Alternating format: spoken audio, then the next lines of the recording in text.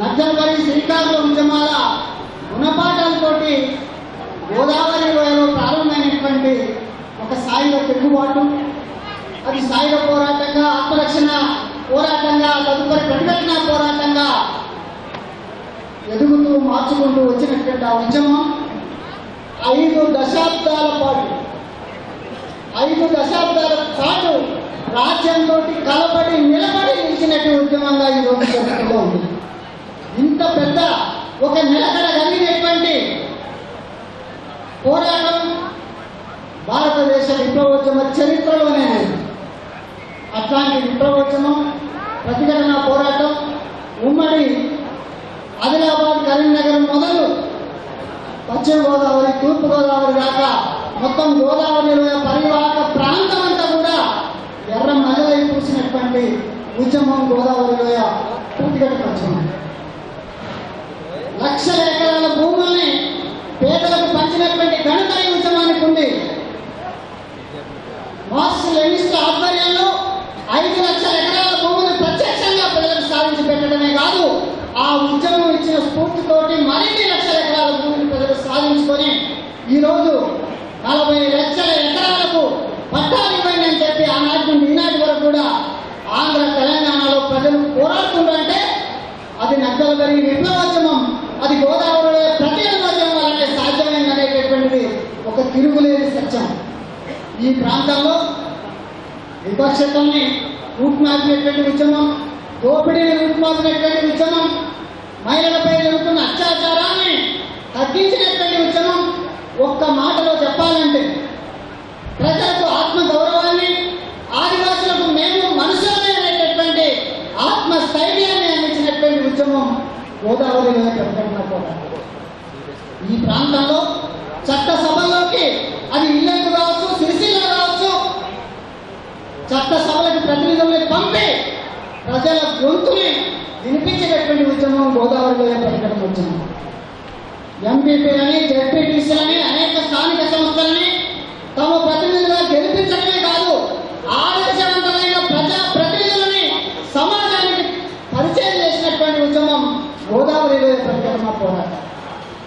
5 దశాబ్దాల తర్వాత ఈరోజు ఈ ఉద్యమంలో వందల మంది రాజ్యహింసకు బలై అమరులుగా మిగిలిపోయిన తర్వాత వేలాది మంది రాక్షస నిర్బంధాన్ని అనుభవిస్తూ చివరి రక్తపోటు వరకు, చివరి శ్వాస వరకు ఈ ప్రతిఘటన ఉద్యమంలో నిలబడినటువంటి వాళ్ళు ఈనాడు మన ముందు లేరు. ఇన్ని దశాబ్దాల ఈ ప్రతిఘటన పోరాటం అనేటటువంటిది భారత విప్లవోద్యమ చరిత్రలోనే ఒక గొప్ప అధ్యాయం. భారత విప్లవోద్యమానికి తెలంగాణ రైతాంగ సాయుధ పోరాటం ఒక డ్రెస్ రిహార్సల్ వంటిదని చెప్పి ఎట్లయితే పెద్దోళ్ళు చెప్పారో, ఈరోజు భారత సాయుధ రైతాంగ పోరాటానికి ఒక సన్నాహక దశ ఎట్లా ఉండాలో చెప్పినటువంటి, ఒక దిశానిర్దేశం చేసినటువంటి పోరాటం తెలంగాణ రైత గోదావరిలోయ ప్రతిఘటన పోరాటం. ఆ ఉద్యమం సాధించినటువంటి విజయాలు అన్నీ నేను చెప్పలేను. అలాంటి ప్రతిఘటన పోరాటంలో కామ్రేడ్ రవణ భాగస్వామి అర్ధ దశాబ్దం పాటు కామ్రేడ్ సిపి తోటి, రామలక్ష్మ గారితో, రామచంద్రయ్య గారితో, దొరలతోటి అనేక మంది అగ్రనాయకులతో కలిసి గోదావరి ప్రాంతంలో ఈ ఉద్యమాన్ని నిర్మించి నాయకత్వం వహించినటువంటి వాడు కామ్రేడ్ రవణ. అందుకని ప్రతిఘటన పోరాటం వేరు, రవణ వేరు కాదు. ఈరోజు ప్రతిఘటన పోరాటం నుంచి రవణని వేరు చేసి చూడడం అంటే అంతకంటే మించినటువంటి అన్యాయం అనుకోవట్లేదు.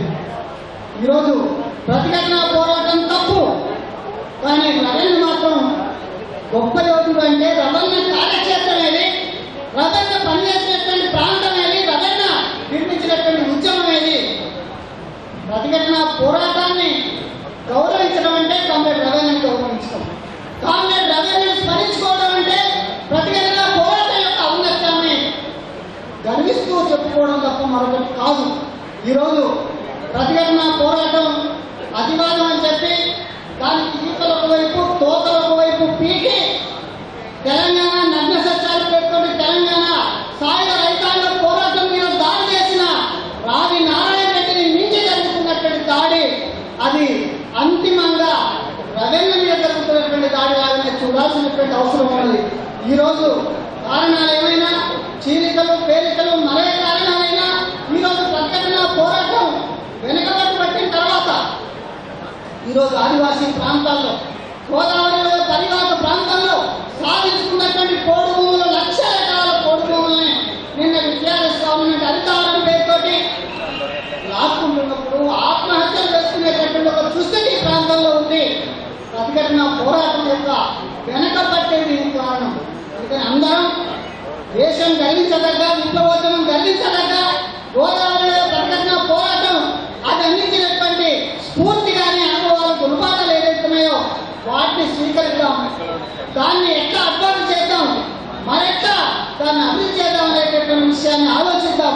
ఆ ఉద్యమంలో చివరి దాకా భాగస్వామిగా ఉన్నటువంటి రవీంద్రని స్మరించుకుందాం. ఆ ఉద్యమాన్ని ముందుకు తీసుకుపోదాం. అవి రెండు కలిపి చేయాల్సినటువంటి చర్యలు తప్ప వేరు కాదని చెప్తూ ఈ ఉద్యమంలో ఉన్నతమైనటువంటి పాత్ర పోషించిన మనందరం కూడా ఈ ప్రాంతంలో రవీంద్ర నిర్మించినటువంటి రవీంద్ర లాంటి అమరులు నిర్మించినటువంటి గోదావరి ఉద్యమ ప్రాంతంలో ఉన్నటువంటి మనందరం కూడా అట్లాంటి అమరవీరులకు జోహార్లు అర్పిస్తూ రవీంద్ర లాంటి అమరవీరుల ఆదర్శాన్ని స్ఫూర్తిగా తీసుకుని ముందుకు వెళ్దామని చెప్పి కోరుకుంటున్నాను.